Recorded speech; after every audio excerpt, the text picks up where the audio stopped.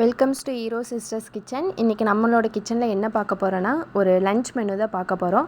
என்னென்னு பார்த்தீங்கன்னா பாசிப்பருப்பு அரைக்கீரை கடையிலும் கருவேப்பிலை ரசமும் எப்படி பண்ணலாங்கிறது தான் இந்த வீடியோ மூலமாக பார்க்க போகிறோம். வீடியோக்குள்ளே போகிறதுக்கு முன்னாடி நம்மளோட சேனலை சப்ஸ்கிரைப் பண்ணிக்கோங்க, அப்படியே பக்கத்தில் இருக்க பெல் ஐக்கனை கிளிக் பண்ணிக்கோங்க.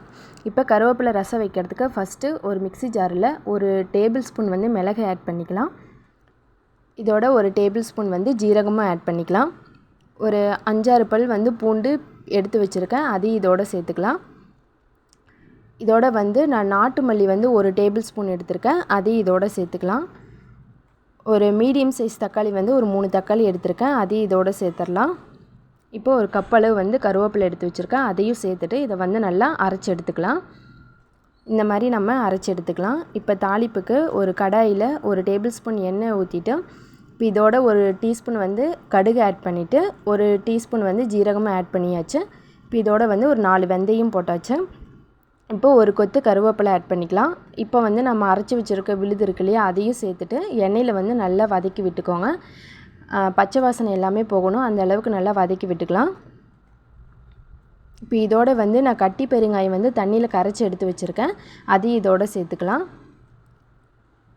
சேர்த்துட்டு எல்லாத்தையும் மிக்ஸ் பண்ணி விட்டுட்டு நான் ஒரு மஞ்சத்தூள் வந்து ஒரு 1/4 டீஸ்பூன் இதோடு சேர்த்துட்டு அதையும் நல்லா மிக்ஸ் பண்ணி விட்டுக்கலாம்.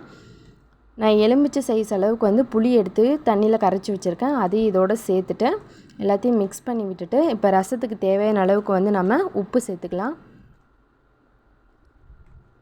உப்பு சேர்த்துட்டு நல்லா மிக்ஸ் பண்ணி விட்டுட்டு இது வந்து ஒரு கொதி வரட்டும். கொதி வந்தோடனே நம்ம வந்து இறக்கிடலாம். பாருங்கள், நல்லா கொதி வந்துடுச்சு. இந்த ஸ்டேஜில் ஸ்டவ்வை ஆஃப் பண்ணிவிட்டு இப்போ வந்து இதை வந்து ஒரு பாத்திரத்தில் நம்ம மாற்றிக்கலாம். அவ்வளோதான், நம்மளோட கருவேப்பிலை ரசம் ரெடி ஆயிடுச்சு.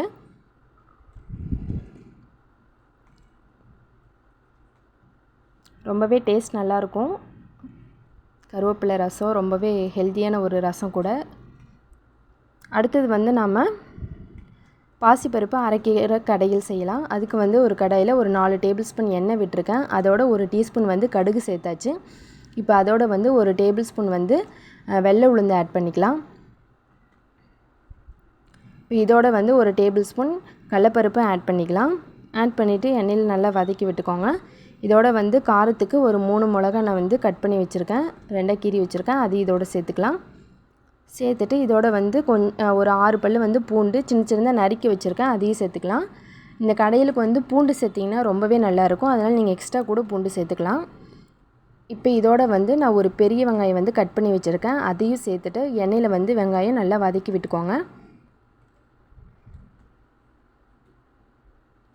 பாருங்கள், வெங்காயம் நல்லா வதங்கிருச்சு. இப்போ இந்த ஸ்டேஜில் வந்து நம்ம கீரையை ஆட் பண்ணிக்கலாம். நான் இன்றைக்கி வந்து 2 கட்டு கீரையை நல்லா தண்ணியில் வாஷ் பண்ணிவிட்டு சின்ன சின்னதாக அரிஞ்சு எடுத்து வச்சுருக்கேன். இப்போ அதையும் இதோட சேர்த்துட்டு நல்லா எல்லா கீரையும் போட்டு மிக்ஸ் பண்ணி விட்டு கீரைக்கு தேவையான அளவுக்கு தண்ணி வச்சு நல்லா வேக வச்சுருங்க. பாருங்கள், தண்ணியில் ஊற்றி கீரை நல்லா வெந்திருக்கு. இப்போ இதோட வந்து ஒரு டேபிள் ஸ்பூன் வந்து குழம்பு மிளகாய்த்தூள் வந்து ஆட் பண்ணிவிட்டு மிக்ஸ் பண்ணி விட்டுக்கோங்க. நான் வந்து ஒரு டம்ளர் வந்து பாசிப்பருப்பை வந்து குக்கரில் வந்து ஒரு 3 விசில் விட்டு எடுத்து வச்சுருக்கேன், அதையும் இதோடு சேர்த்துட்டு இப்போ எல்லாத்தையும் வந்து மிக்ஸ் பண்ணி விட்டுக்கோங்க. அப்படி இதோட வந்து ஒரு 1/2 லெமன் ஜூஸ் வந்து நான் சேர்த்துருக்கேன், அதையும் சேர்த்துட்டு எல்லாத்தையும் மிக்ஸ் பண்ணி விட்டுட்டு ஒரு 2 மினிட்ஸ் வந்து அடுப்பில் வச்சுருந்துருங்க. அதுக்கப்புறம் இதை வந்து ஸ்டவ்வை ஆஃப் பண்ணிடலாம் நம்ம. அவ்வளோதான், கீரை ரெடி ஆகிடுச்சு. இப்போ வந்து இதை பருப்பு கடையிற மண் சட்டியில் வந்து மாற்றிட்டு இதை வந்து நல்லா கடைஞ்சி எடுத்துக்கோங்க. அப்போ தான் வந்து டேஸ்ட் வந்து நல்லாயிருக்கும். நான் கடைஞ்சிட்டு எப்படி கடைஞ்சிருக்கேன்னு காட்டுறேன். இப்போ மத்து வச்சு நல்லா கடைஞ்சி விட்டுக்கோங்க. இப்போ வந்து தாளிப்புக்காக நான் ஒரு டேபிள் ஸ்பூன் எண்ணெய் விட்டுருக்கேன். எண்ணெய் விட்டுட்டு நான் வந்து இதில் வடகம் சேர்த்துருக்கேன். வடகம் இல்லாதவங்க நார்மலாக கடுகு ஜீரகமே சேர்த்துக்கலாம். இப்போ வந்து ஒரு மிளகாய் வந்து கட் பண்ணி அதோடு சேர்த்தாச்சு. அவ்வளோதான், இப்போ நம்மளோட அரைக்கீரை ரெடி ஆகிருச்சு. இப்போ வந்து ஒரு பிளேட்டில் ஒயிட் ரைஸ் வச்சாச்சு.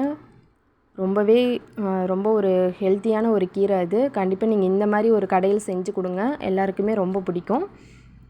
இது ஒயிட் ரைஸோடு சாப்பிடும்போது ரொம்பவே சூப்பராக இருக்கும். கண்டிப்பாக எல்லாருமே கேட்டு வாங்கி சாப்பிடுவாங்க.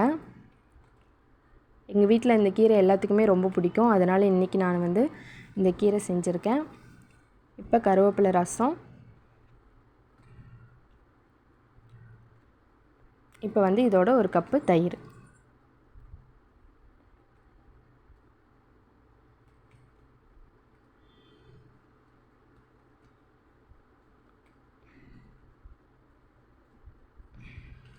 நான் இன்றைக்கி சைடிஷுக்காக வந்து அப்பளம் பொரிச்சிருக்கேன். அவ்வளோதான் எங்களோட லன்ச் மெனு இன்றைக்கி இது தான். ரொம்பவே ஒரு ஹெல்த்தியான ஒரு லன்ச் மெனு செஞ்சுருக்கோம். கண்டிப்பாக இந்த வீடியோ உங்களுக்கு பிடிச்சிருக்குன்னு நினைக்கிறேன். பிடிச்சிருந்துன்னா நீங்களும் இதேமாரி செஞ்சுட்டு கமெண்ட் பண்ணுங்கள் எப்படி இருந்ததுன்னு. வேறு ஒரு சூப்பரான ரெசிபியோட நான் உங்களை சந்திக்கிறேன். தேங்க்யூ.